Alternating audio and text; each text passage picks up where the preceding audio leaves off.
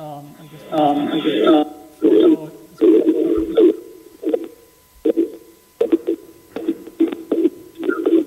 Feedback going through here.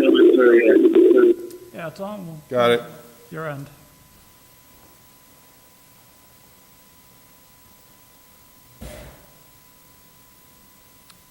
You have any feedback now?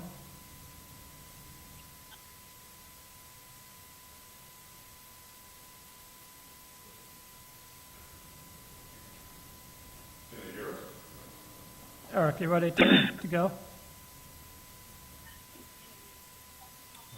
Yes. All right. Rich, are we all set? All right, we're on, so we can get going. Like I said, I had a script for you that we're supposed to read, or the chair's supposed to read, but we'll have to skip it this time since you're not here. And All right, thank you. So I'd entertain a motion to bring this meeting to order. Motion to open.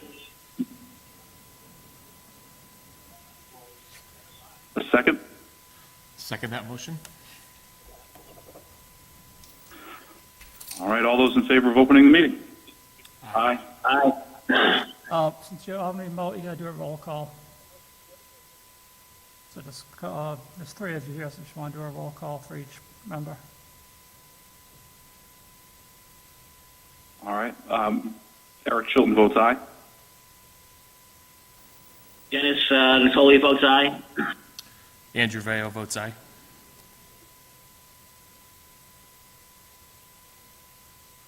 Okay, Bob's not here. All right, So. so we've opened the meeting. The next item on the agenda is historical minutes. And I believe that I submitted a packet of candidate minutes via email in the last 4 weeks. Were those able to be distributed? Did you send them to me? I don't think I saw them. All right, well, maybe we can table that until next time. Yeah, just resend them to me and I'll include them in the next meeting invite. Thank you. Are there meeting minutes for the meeting from the 7th of February 2022 to review? Did you, Yep. Yeah, those were submitted to the team before the prior meeting in March. all right, I'll have to, Is there any discussion, questions, concerns about the minutes from the meeting of February 7th? I have none. I'd entertain a motion to accept the meetings as submitted. Motion to accept as submitted. Seconded? All those in favor, Eric Chilton votes aye. Dennis Natoli votes aye. Andrew Veo votes aye. All right, the minutes are accepted. February 7th, 2022 minutes. Thank you, Mr. Veo, for preparing those. You're welcome. It seems that some of the items that were discussed in February will be tabled this evening as we'll discuss some items for the town meeting. The first of which being the registered marijuana dispensary bylaw. all right, through the chair, I've got a quick update on a couple of these articles I received this morning from the Attorney General. I'm not sure if you saw this. Yeah, Tristan Liberty's in the audience here at Town Hall. Two of the articles have changes pending on changes that were approved at town meeting last October. On Friday, the Attorney General's office requested another extension of 30 days to review both height changes as well as the table of uses and description of uses for another 30 days, which would put us either to or past town meeting. So I'm waiting to confirm from town council, but I don't think that we can vote on something at town meeting, or the town meeting members can't vote on something that is contingent on changes that were supposed to have been done in October. I don't see how that can work. The committee is, of course, free to look at these now, but I think what's going to likely happen is the proposed multifamily housing change will have to be tabled, and possibly the marijuana dispensary change might have to be tabled. But that's kind of pending, town council. So like I said, Tristan Liberty is here. He's one of the proponents of the marijuana, so we can discuss that, whether it goes forward this spring or it comes back in the fall. Let's kind of play it by ear. All right, so, I mean, would we then invite Mr. Liberty to speak about the red lines that were shared on the registered marijuana dispensary bylaw? Sure, yeah. Is that appropriate? Yes. Grab a seat. You just come up to the microphone so you can hear. All right. Can everyone hear me okay if I use this mic? Okay, Yeah, perfect. great. I know we had some problems with it before. So I'm sorry, Adam, I may not have gotten the same update that you did. Through the chair to Adam Menard, was the Attorney General's update for anything related to changing of the zoning or changing of the recreational marijuana bylaw? I know we pulled that. It would be the changing to the zoning, particularly the table of uses section that you had indicated, some changes to. The changes we made in October haven't been approved yet, so I think it's kind of out of order, unfortunately, with the delay to make further changes to the table. If we don't know what was approved in October will be officially approved by the Attorney General. Okay. Unfortunately, it's taken them 6 months to go through this. Okay. So with that, because I hadn't gotten that update before coming in tonight, so I apologize to everyone. The intention of the board with this policy or this change in the zoning bylaws was to lower the restrictions on medical marijuana dispensaries to make it easier for a dispensary to find a location that's adequate in coming to town.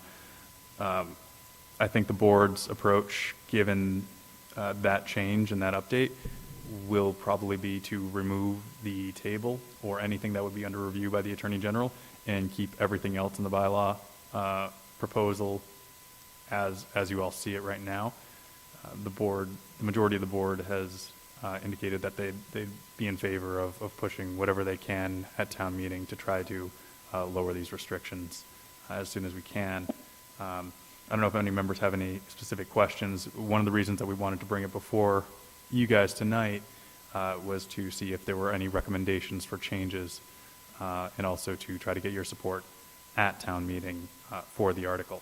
So if that's the direction that we have to go in, where we're going to remove the table to make it fit the standards of the Attorney General, then I think the board would be willing to do that, and then is open to any other recommendations from the board.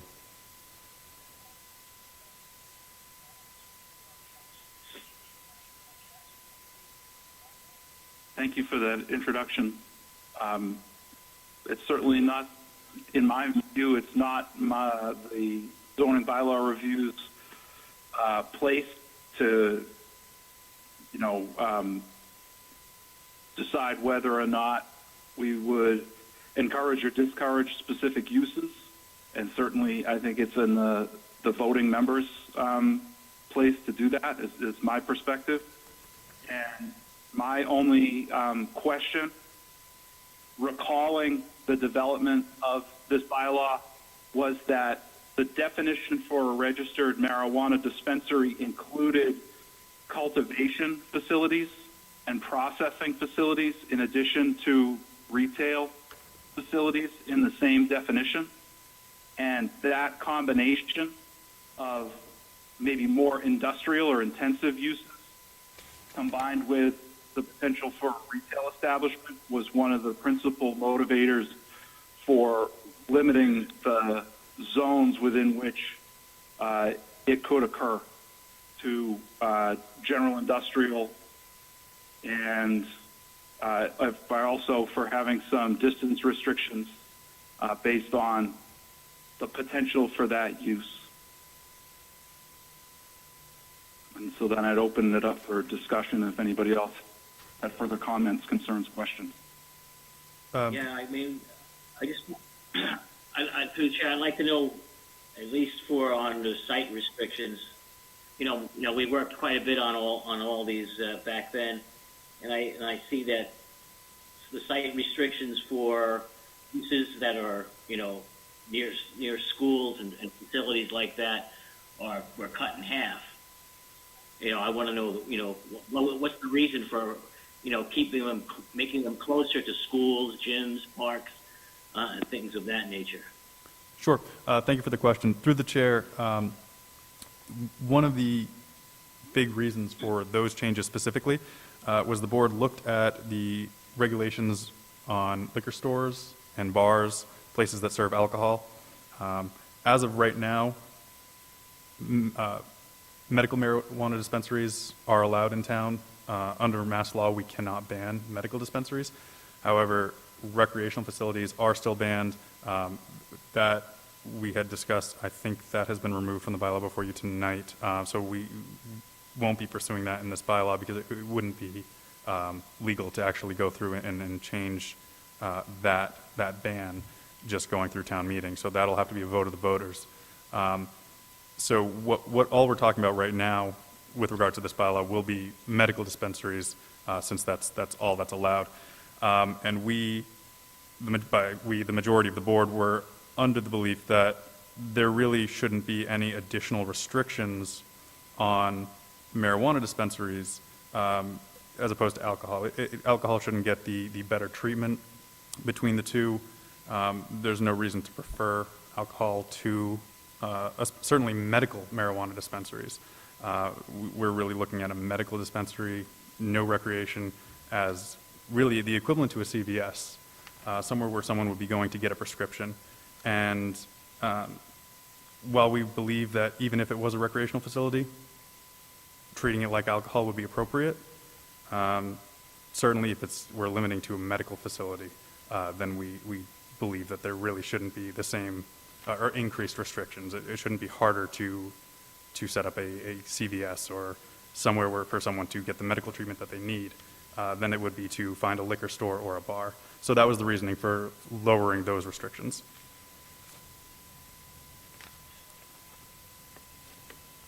What about the point that the definition of registered marijuana dispensary, that they could cultivate or process these items, and so it could be a very industrial type use and not a CVS? Mm-hmm. So for a cultivation facility, under the state requirements, these are going to happen indoors inside a facility that almost looks like a closed-off building with vents. So you're not going to see the massive industrial complexes that I think people will picture when they picture an industrial zone. So the board felt that we could allow those in the same areas in commercial districts, as long as we weren't putting them in a residential area.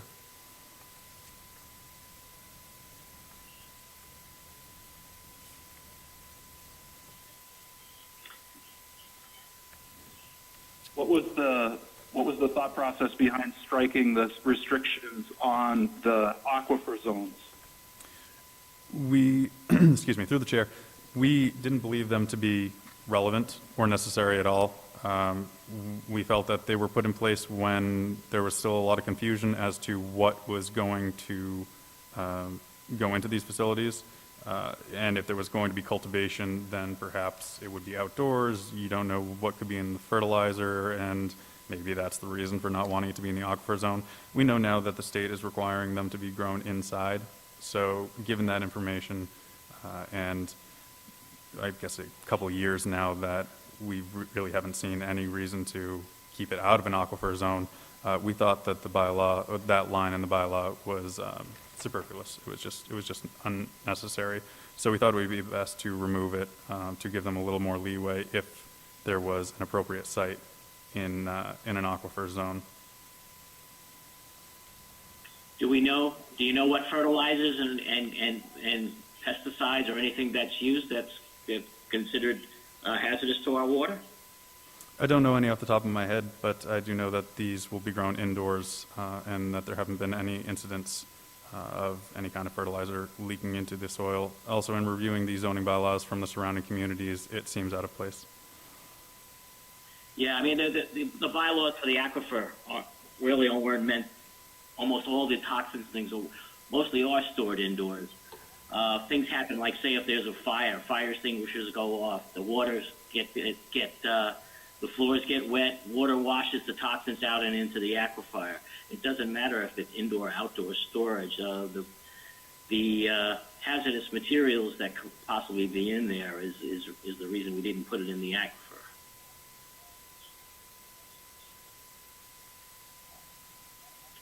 I mean, there's almost all the leaks that we've had in different industrial zones. They were done through spill and things like that, through warehousing and things like that. So what's the thought? Be just because you don't think it might happen? Through the chair, no, the thought isn't that it won't happen. The thought was that this line in the bylaw seemed to be put in place as just a way to kind of push these facilities out of where they really could be, with little justification from, again, the surrounding communities that have not seemed to adopt these kinds of restrictions.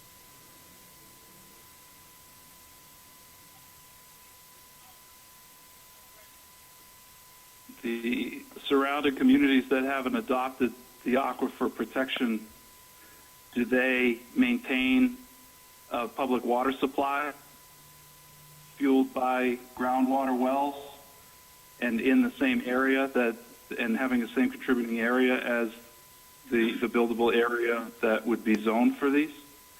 I'm thinking of a Charlton or a Dudley or something like that. I don't believe that they have significant municipal water supplies. Many of the community are on private wells. Through the chair, Oxford is, through private wells as well. Auburn is not municipally run water either. However, if this were a legitimate concern in Oxford as well, then I would think that they wouldn't want anything to leak into the public wells or the wells that people were using either.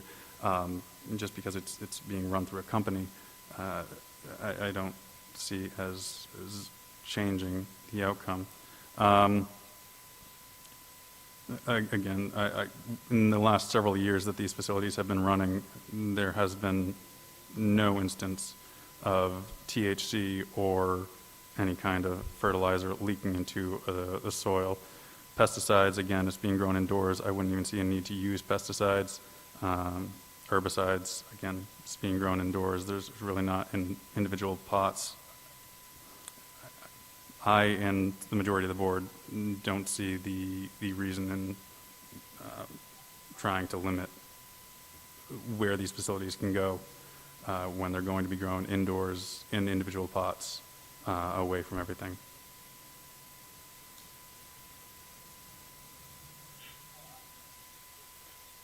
Maybe we should at least put in, for if they are going to store fertilizers that are hazardous at all, amounts, quantities, and storage, containment, all those should be in there.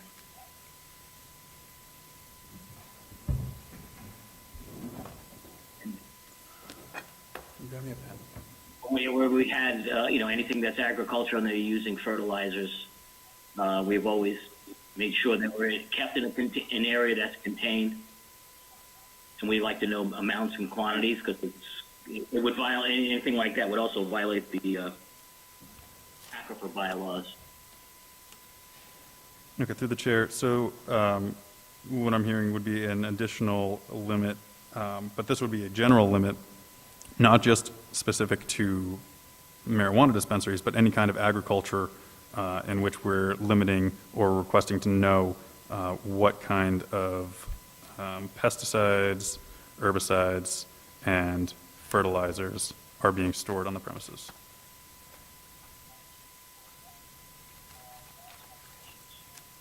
Yeah, basically anything that could be hazardous to the aquifer.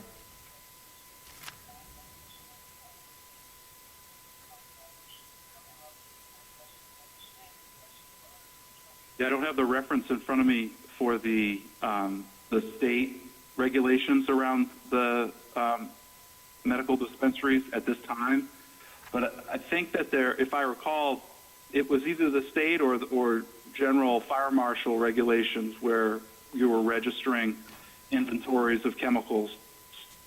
Might it be covered elsewhere? Through the chair, I don't know if it's somewhere else in the bylaws, if we have anything else. I defer to Adam to see if you know. Through the chair, any hazardous chemicals is governed by the fire department. There is a general bylaw that covers hazardous materials and hazardous wastes. No, it's under general. Okay.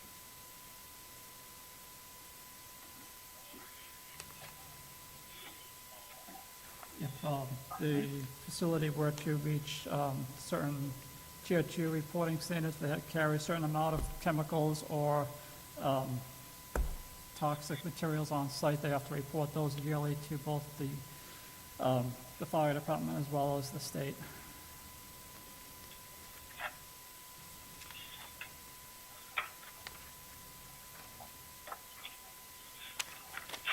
Could I ask about the inclusion of development in the open space district?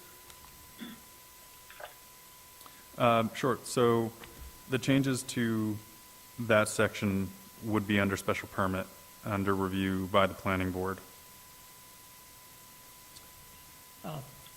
To the chair, could I make a point on that? I was going to bring this up in later, but Sure. the open space district is residential only. I wasn't sure what the thinking was, or if that was something that selectmen knew about. In a new open space, special permit normally applies to subdivisions that are newly built that have excess land that they're retaining as open space, and having it as separate from the deeds, from the buildable lots. So I wasn't sure either if the board knew about it or what the thinking of that was. My suggestion would be to just strike that additional open space. And actually, in the table, it uses the entire open space section, and the table is going to be removed per fall town meeting, simply because it applies to the whole town, but it's residential only. Okay. Through the chair, so the board didn't understand that it was under residential only, and that's going to be removed anyway. Since it's going to be removed, then yeah, we can amend that and strike that so that the special permit would just be not allowed under, since we weren't allowing it under residential anyway. Yeah, so that would be I'm sure that would be no problem changing it on the board's end.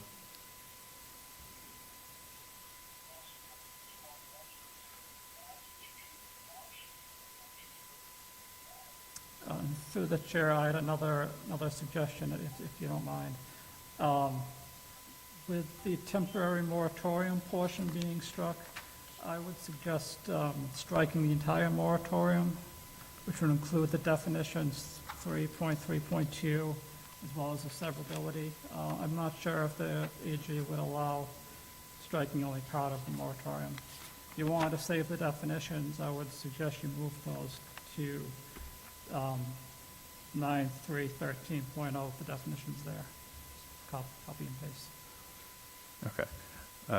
Through the chair, the only reason we were keeping the definitions is because we wanted to keep the references made later on in the zoning bylaws, so we can strike it under the temporary moratorium and move that under its own section.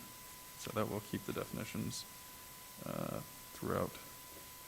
Through the chair to Mr. Menard, would you recommend keeping the definitions, or do you think that they can be removed entirely? I don't think it would hurt to keep them. Okay. Just in case they're needed for any clarification purposes in the future. Okay. I'll make that change.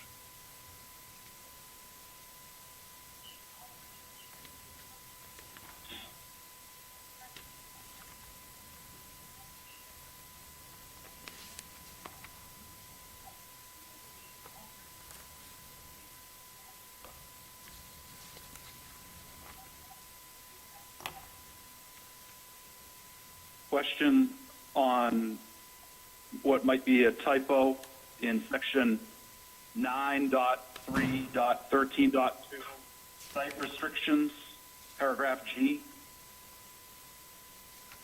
No marijuana or marijuana-based products shall be sold, strike in black, not red, or grown or cultivated.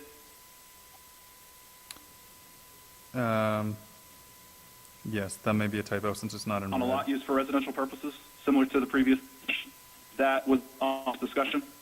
Is that an intended strike? Through the chair, since it's not in red, I don't believe that's an intended strike. The only reason I could think that it would have been intended to be struck is so that it doesn't prevent individuals from growing marijuana products of their own volition in their own homes. But I don't believe that was intended since it's not in red.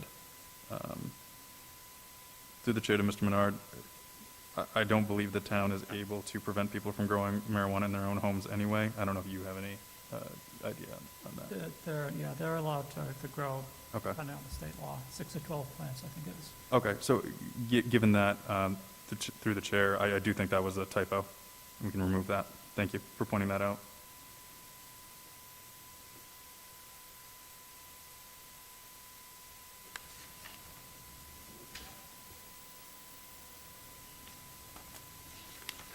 Wonder if any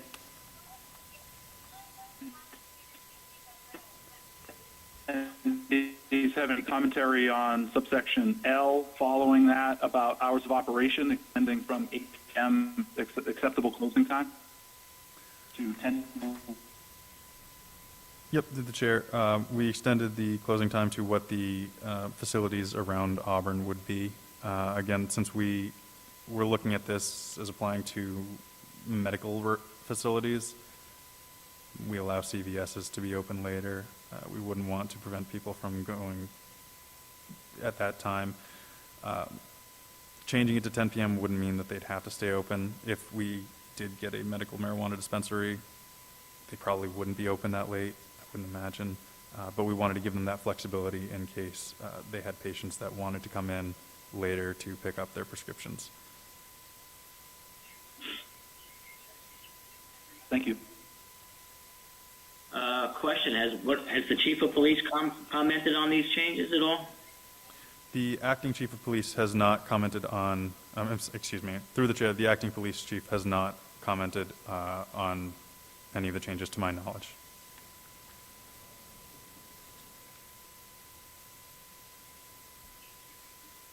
Because if I remember correctly, I think a lot of the things that we worked on was from some recommendations by Chief Salukas at the time. And I think it's important to remember that the regulatory environment was significantly different at that time, right? But certainly, it seems a judicious use of time and resources to reach out to the chief of police and ask for any additional commentary. Through the chair, I'll make a note of that and make sure to send it out to Acting Chief Lemon and ask for his input when he's able to, and see if there are any recommendations on his end, or if he has any notes that he'd like to provide to the board before this goes before town meeting.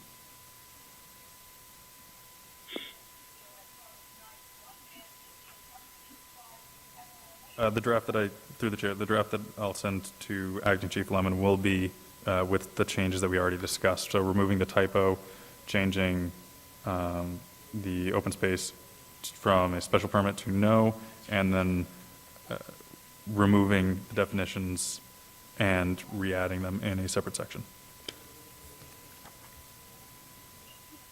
Thank you. Question for the attendee about the special permit duration. The original, this is in 9.3.13.4, renewals and expirations. Previously, the term of a special permit was 1 year with 3-year successive renewal periods. The edit is the initial term of 3 years with a 5-year renewal period. I'd ask for any commentary from the members present. Through the chair, before you have comments, the special permit was only for the open space district, so without the open space being applicable, there wouldn't be a special permit. So those lines wouldn't be necessary to change.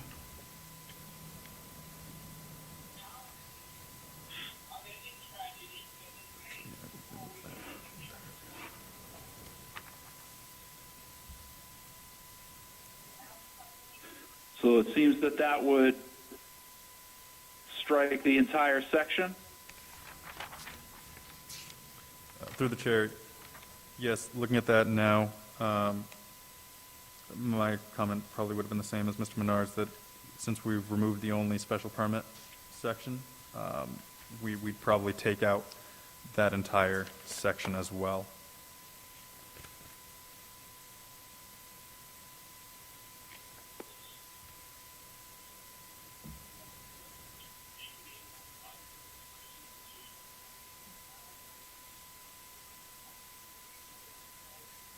And section 9.6, special permit granting authority responsibility. Would that also be struck? Through the chair, yeah, I would imagine that we wouldn't need to grant the planning board special permitting authority if there were no sites or zones in town that required a special permit. So we strike that as well.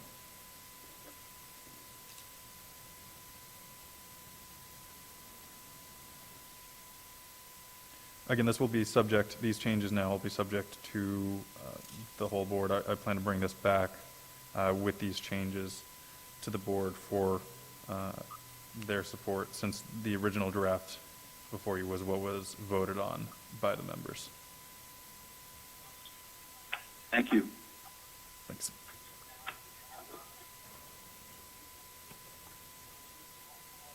Are there sections of the annotated bylaw that have not been discussed to the satisfaction of members present? Well, I'm just wondering, I mean, I guess for some reason there's a push to make these things easier. Then it's easier to get a marijuana medical, dispensary. It's easier to get that than a church. So I just think these things need a little more scrutiny than a church. I'm not for just everything by right. No site plan approval, no special permitting. Through the chair, they'd still require site plan approval if there was a new construction. It may behoove the petitioner and the selectmen to change those all to site plan approval, just to have the planning board review anything. That's kind of standard for most uses across the board, but it's up to the selectmen, I think, to determine that. Through the chair to Mr. Menard, so you're suggesting to add a line that would be similar to anything else, just asking that site plan goes through? Okay, I can add that as well. It's pretty standard for most uses.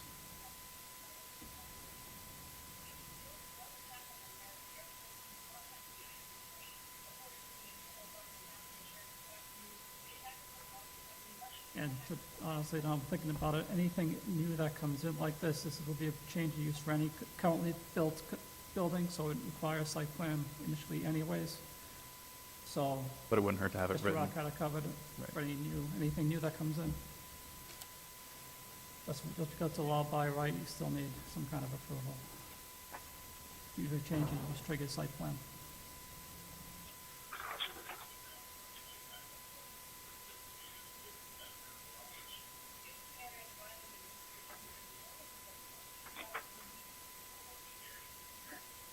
any other questions, concerns, comments about this particular agenda item tonight?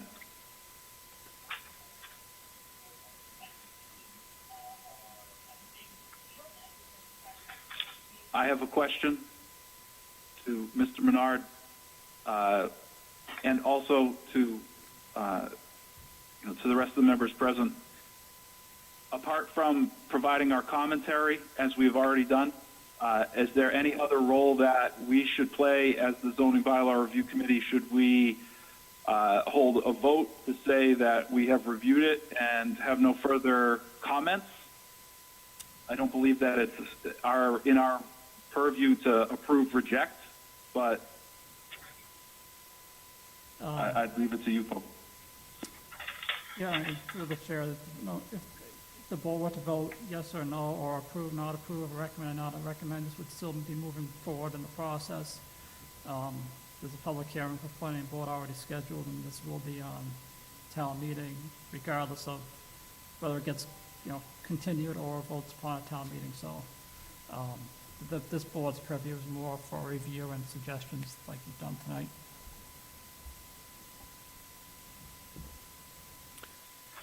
Through the chair to Mr. Menard, I just want to ask one more question if I can.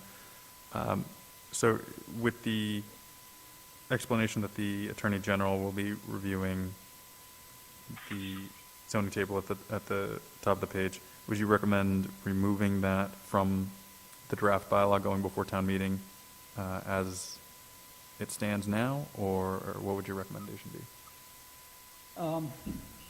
If you're not including the open space portion, that was the only change to this line that happened in the fall. Okay.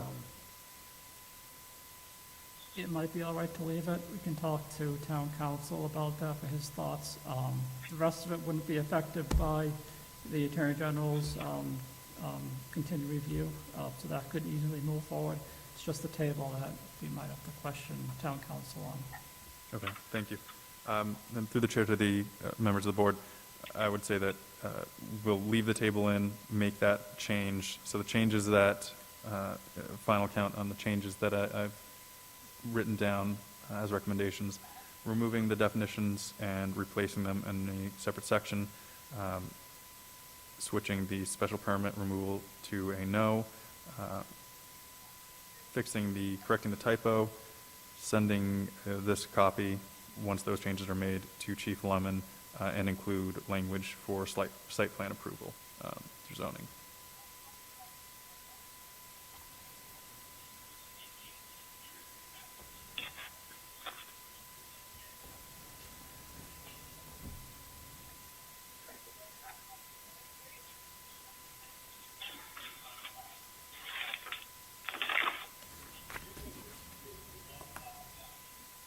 I think that jives with my understanding as well, that list.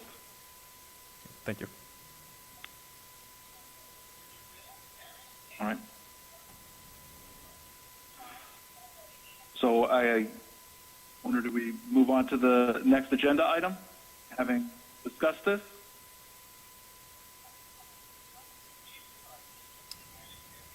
Through the chair, Hearing no objections. Through the chair, I have no other comments to add to this, the medical marijuana portion. Thank you. All right. So I guess we'll move on. Mr. Menard, are there any other attendees present that we should expedite their discussions? No, there are not. So I thank Mr. Liberty for joining us and educating us about the select board's discussions. Through the chair, thank you very much for letting me come in and for making your suggestions. I'll bring them back to the board. I'm sure these changes they'll have no problem with, so I really do appreciate you all taking a look and suggesting those changes, catching the typo and everything else. So thank you very much. You're welcome. Be well. Thank you. You too. Give me 1 second. I'll be right back.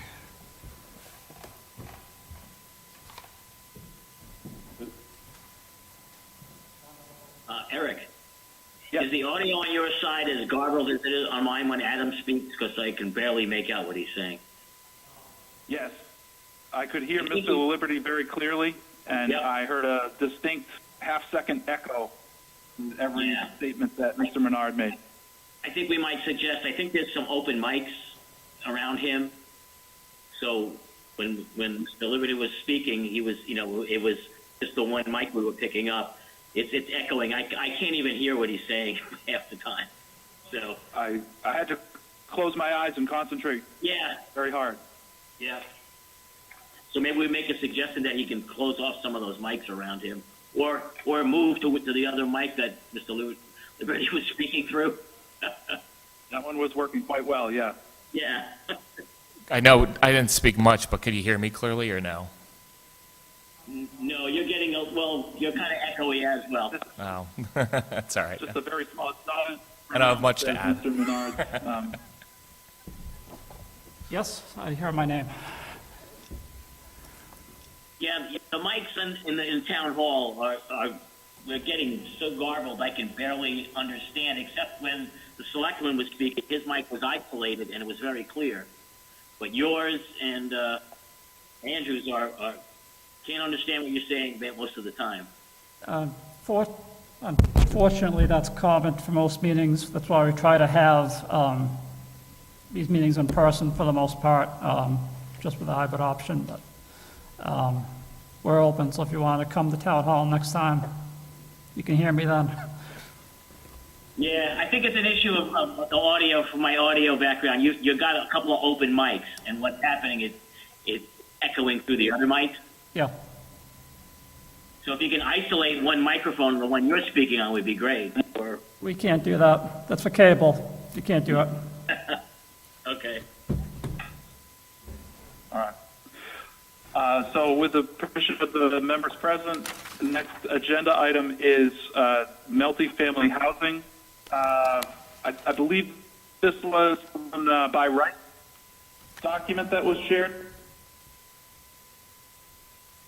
Yes, so the reason for this change is basically the state's telling us we have to.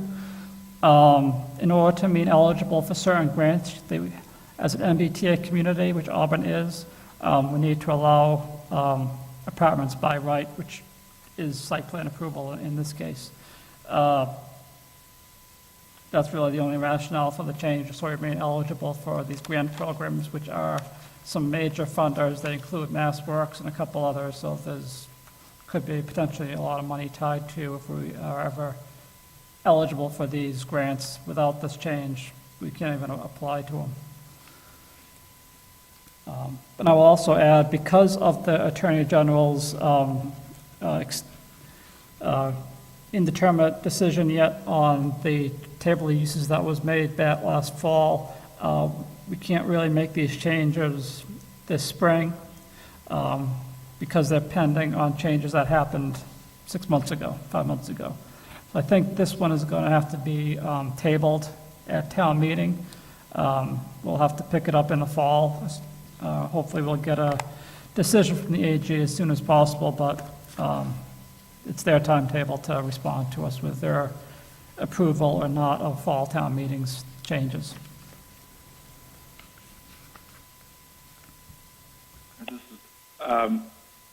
Question, how much discretion do we have as the zoning bylaw review committee? If this is the law, is it just a selection of where we alter the use table from special permit to site plan approval? Essentially, yes. We need to have a certain amount of area of town that complies with this new state law. My thinking in adding it to the RA, RB, and LB is they're already fairly densely settled. A lot of the lots, at least in the RA, are small lots that couldn't support an apartment building, which it limits it, but it doesn't limit it in the eyes of the law as written now. That was really my rationale for those particular lots or districts. So I'm open to suggestions or thoughts. Through the chair to Adam and the committee, I guess why wouldn't we also include RC and RR Is it due to they have more private water use, or? Partly, and that's more the quote-unquote rural area of town. It's more towards the Oxford side and the Leicester side. There are bigger lots, but there isn't really any water capable of spooling the apartments. If your goal was to restrict apartments, then you would allow them there because they couldn't, without extending the municipal water, you couldn't have apartments. At least not very big ones. I suppose you could have private wells, but I don't know enough about those to how big capacity they can make those to provide water for a large apartment structure. Makes sense. Yeah, without the infrastructure, sewer. Right.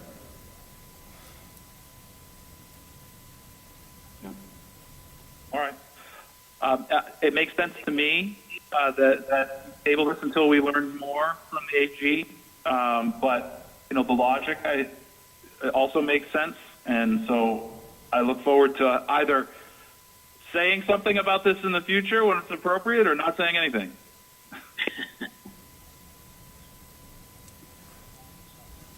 All right. Any questions, comments, concerns about that item?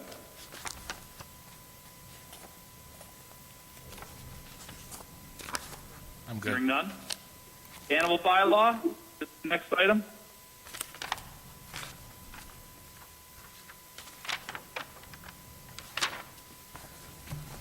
I can speak to that briefly, and if you have detailed questions, I can go see if the animal control office is available. But essentially, inspectional services wanted to bring this back. It failed at town meeting last fall. They made a couple tweaks to the language, very minimal, based off the comments at town meeting last year. If you were at town meeting, I presume you heard some of them. But essentially, the language is the same as it was last year when you reviewed it at that point.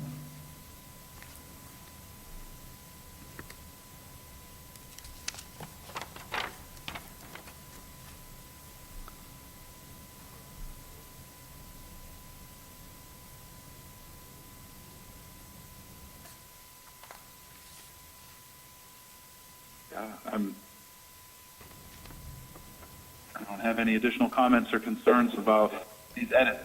Yeah, I mean, the intent of this change is really to expand what people are allowed by the zoning right to have as animals. Right now, what we have on the books is very limited. It's not really enforceable. This adds allowed uses. It allows, if people have complaints, this gives guidance for the animal control to respond, like nuisance pets or chickens running the neighborhood or that kind of thing.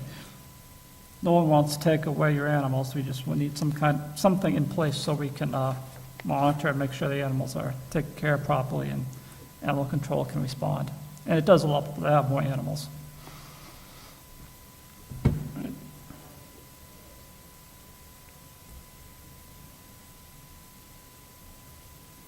Any questions, comments, concerns from the members present?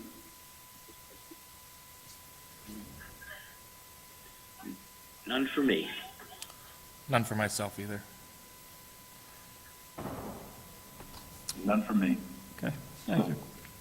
Thank you for allowing us to review it. No problem. The next item on the agenda is zoning changes, discussion future zoning changes. And this is, I believe, a continuation of some of the conversations that we've had in prior meetings. Looking specifically at, we had started looking at residential large lots, right? RR, Yep. RC. I think we were looking at dimensional over time. Yes. And I did have in looking at this, the dimensional and by residential zone, the dimensional restrictions table, I had a sort of a brainwave that in the right-hand side, there's a list of notes, numbered notes, 1, 2, 3. I don't think that it's entirely clear that those are numbered notes that apply to any time that they're referenced in the rest of the table. And it might make it more clear if they were moved to a footnote. And Even we in the meeting were getting confused. yeah, through the chair, that is one of the changes, and before the AG, we did rearrange that, so hopefully that goes through. It's so simple, but man, we got ourselves turned around, I think, on that. So Yeah, it is confusing. Oh, and this committee asked me to get them some information. I'm still waiting to hear back from the assessor. I'll have to remind them about the lots in the RR and RC district, size and how many and all that. I did go back and look up to see the number of houses on in the RA district that are 8,000 square feet to 10,000 square feet. They're non-conforming. There are approximately 500 houses that are non-conforming that are between 8,000 and 10,000 square feet. So that was my thought process of changing that lot size.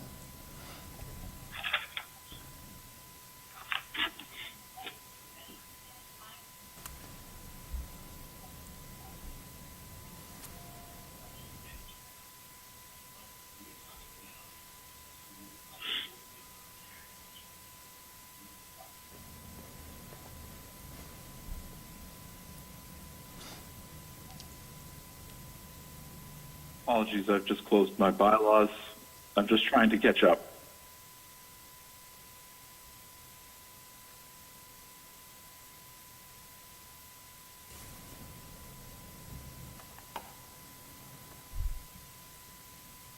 Do you have a copy of those old books, the old zoning books?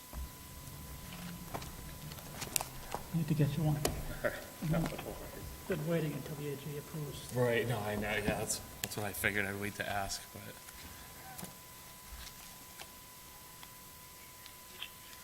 Once I hear from the Attorney General, I plan on printing everybody some new bylaw books.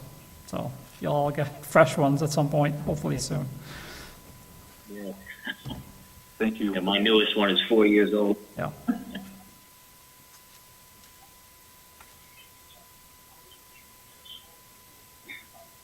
All right.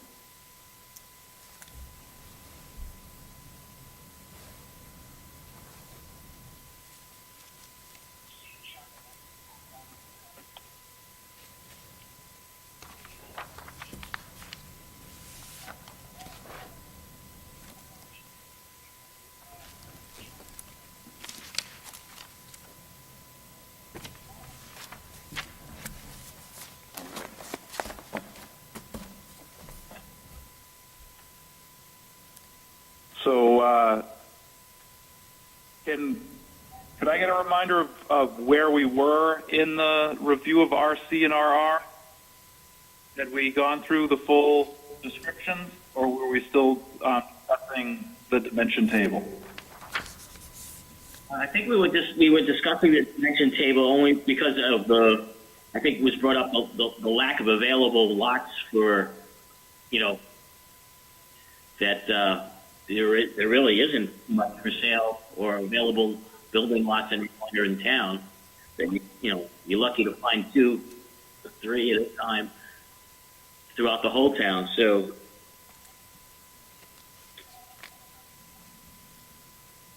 whether some of the dimensional requirements made sense, is 60,000 too much? Should it go to 40? A building acre, 180 frontage.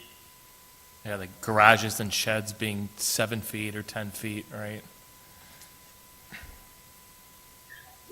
Well, in the RR, they're big lots, so they have a lot of room to put things around, but I mean, I remember on the zoning board, we were turning down building lots that, because they were, you know, they missed by 10 feet on a frontage, and, you know, we just couldn't allow it because it wasn't allowed.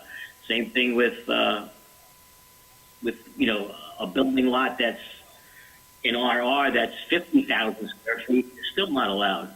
So someone can, you know, there's land that's probably available should, you know, should those requirements shrink a little bit, but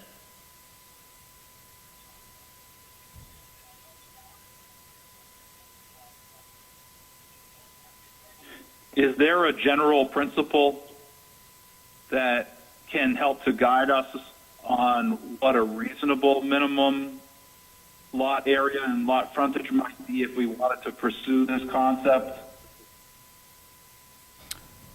To the chair, I'm not sure what other towns, their sizes are. The quarter acre, or the 10,000 square feet is kind of standard for a smaller lot. yeah. Whether you want to have something that's small in the RR and RC is, I'm not sure, but say if I think it's 160, Andrew, is it 160 for RR?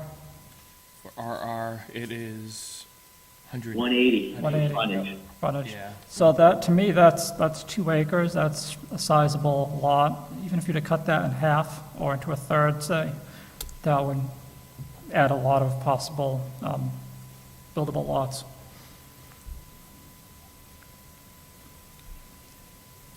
Say 100, say keep it 100 feet of frontage, because that's pretty common. That's currently in existence in some of the other lots. And then just have like a farther back lot, so you can fit more in side by side instead of having a wider lot.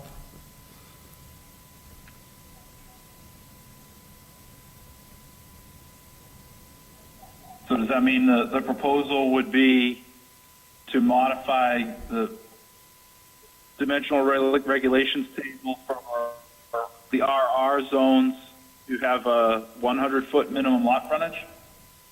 For RR and I mean, RC? 100 is, you know, it's a good size, but for the bigger lots, I mean, I just think the 180 was excessive.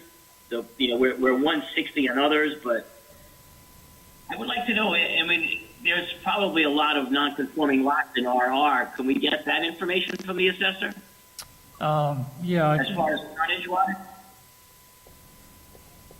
yeah, I can see if they can pull that.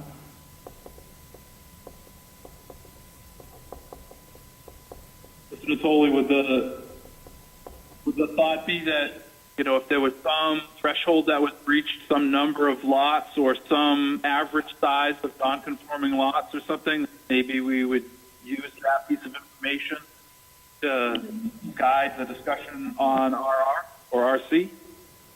Well, it would be interesting to know, at least, you know, there may be just a handful of lots that actually meet this bylaw. You know what I mean, in RR. Yeah, like the proportion conforming, non-conforming. Yeah.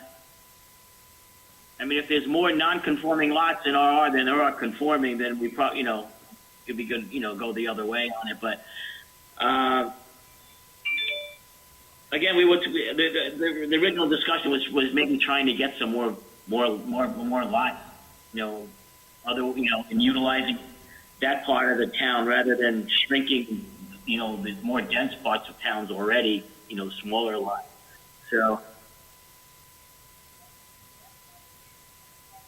So it sounds like we would benefit from maybe a more comprehensive summary report from the assessor, potentially, and I'm not sure, I don't know what the workload is to do this, but to identify some key statistics for each of the zoning districts to inform not only this current large lot residential discussion, but the future walkthrough of other zones. Is there a way to get a summary of like count of non-conforming lots, count of total lots in the zone? Is this, I mean, some of these dimensional things are kind of finicky to determine. Am I wrong? Yeah, they could pull a spreadsheet. that has all all different kinds of information on it. I would have to figure out a way to do a search of the sizes that we're looking for, the non-conforming, or what's more than 180, what's less. I'd have to figure out some formulas to do that, but it's possible. Before we request that, I mean, would such a summary table be beneficial to this discussion? Ask the member. The only reason I would say it's relevant, because I'm not looking to change the character of the zone. You know what I mean? But if we're in the RR and if they are under that limit already, so the character is really not going to change because it's already that way. You know what I mean? But if it's not, you know what I mean, you might have to look at it differently. But if the character is where they're, say, 140 frontage is the common, and an acre of property, or then it's not going to really, it's already there, and it's not going to change the character by having the bylaw change with it. You know what I'm saying? But if all the houses, most of them are conforming to this bylaw, then we might have to look at it because now changing the dimension is going to change the characteristics of that area as well.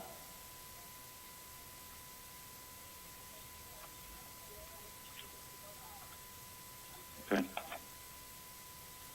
I just feel like there's, if we were to make such a request of the assessor's office or of Mr. Menard, and is that correct, Mr. Menard? You'd be doing it probably, like you'd get a big spreadsheet from the office, and then you'd be doing the analysis. It seems. I feel like if we did that we'd have to be very specific about what we wanted to know, right? We don't necessarily want to fish around and say, oh, well, what else can we find? I think we want to know, like, what is the count of such a thing, or what is the average frontage of such a thing? And so it might behoove us to spend a little bit of time thinking about, do we actually need that information? If we had it, would we change the way we discussed it, and then potentially provide like an actual list of the numbers that we wanted, rather than just say, wouldn't it be nice if we had a summary table and let somebody else struggle to infer Right. what we meant? So I please. If you want to think about what kind of data you want, that will direct my time into searching the spreadsheets. An average size frontage, that's easy enough to come up with.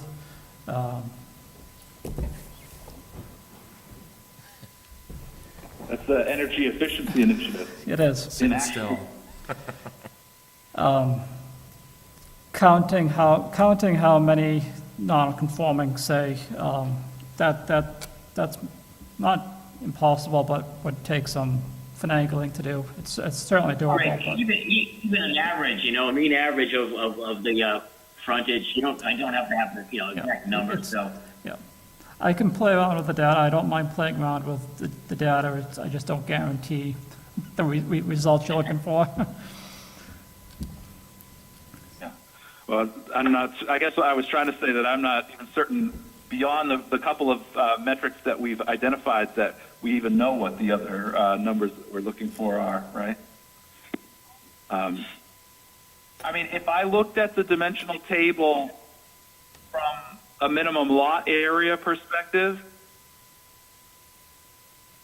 it looks like it's doubling, right? RA is 10,000, and then you double it when you go to RB. Like there's a certain logic there, and then you double it again when you go to RC. Just trying to infer the existing logic, right? Rather than invent some logic from whole cloth, I just want to infer an existing logic. And so if we're proposing reducing the size or the frontage of the larger residential lot, I think that it makes sense to consider at least that scaling logic. Does that then extend to RB and RC? Or do we just restrict the discussion to RR?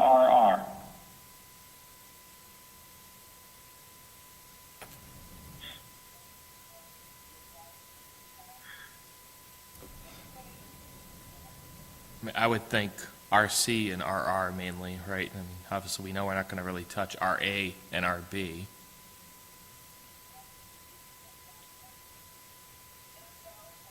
Yeah, I think we will, looking at, not looking at the smaller lots as a potential for this too much, but then I think the potential was really in the large lots, so.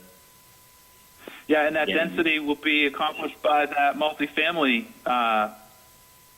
site plan approval, right, in RARB. I'm just thinking about in conjunction with the master plan statements to, increase, housing options and housing diversity. So, I think both of these actions further that. Yeah, I agree. So, please. I'm just agreeing. We've got about a 3-second lag between when I speak and when you hear it, and when you speak when I hear it.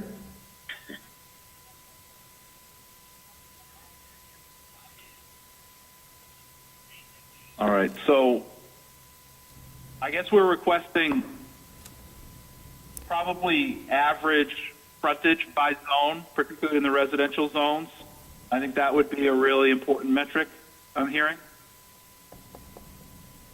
Yeah. And it might also, to the extent that it's possible, to just identify whether the frontage itself is conforming or non-conforming, right? Rather than if any zoning district dimension is conforming or non-conforming, the area. Then independently check the frontage, then check the front setback. No, I don't think that's going to be really helpful. It would be just how does conforming frontage versus non-conforming frontage break out in terms of numbers?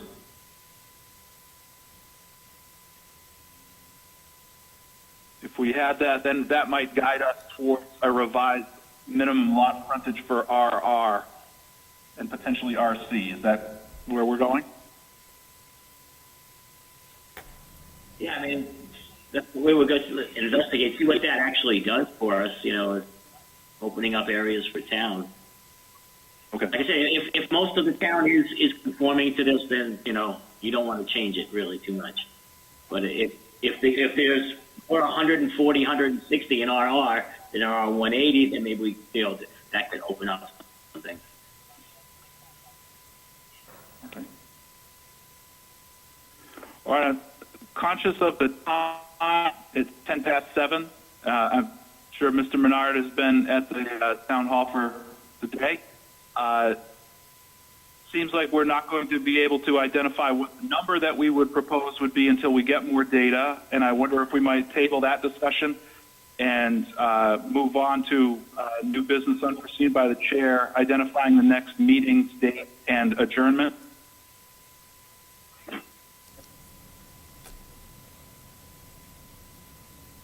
With your permission.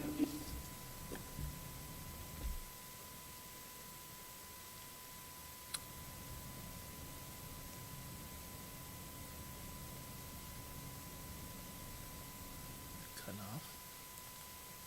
Yeah, he's got his dog.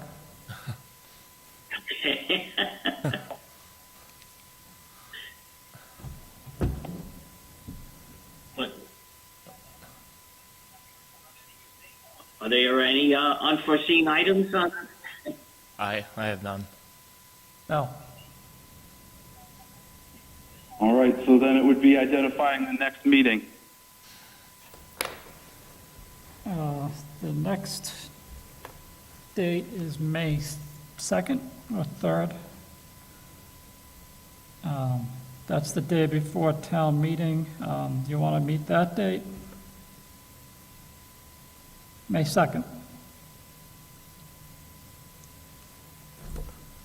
Any objections to May 2nd picking up the residential RRRC frontage discussion?